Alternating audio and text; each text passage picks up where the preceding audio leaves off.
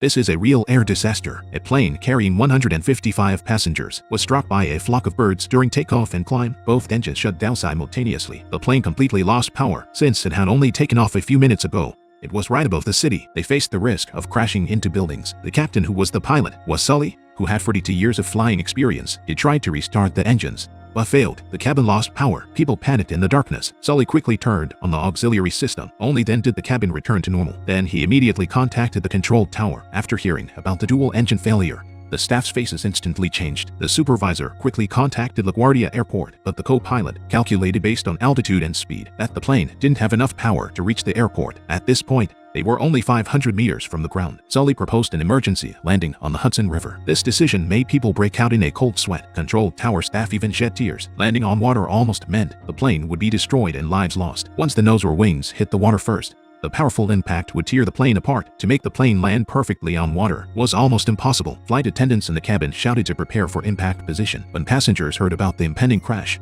some began taking out their phones to send final messages. Others held their children tightly. The plane got closer and closer to the water surface. Sully slowly pulled the control stick, trying to raise the nose. Flight attendants in the cabin repeatedly emphasized, "Bend down, lower your head, and brace for impact." The plane suddenly hit the water surface. The impact caused the fuselage to shake continuously. Sully tried to stay calm while ensuring the plane remained balanced. At this point, it was only 208 seconds since the bird strike. After gliding on the water for some time, the plane finally came to a successful stop on the water surface, but danger followed immediately. River water poured frantically into the cabin. Sully made a quick decision and gave the evacuation order. He opened the front cabin door and activated the life rafts. Icy river water kept pouring in. They didn't have much time left. The plane would sink within half an hour. Under the crew's efforts, passengers began evacuating in an orderly manner, but some passengers didn't follow instructions. In panic, they jumped into the river. New York was in the depths of winter at this time. The low temperature plus the icy river water would cause people to rapidly lose body temperature in a short time. After nearby rescue teams received orders, they immediately went to rescue. When the boats arrived,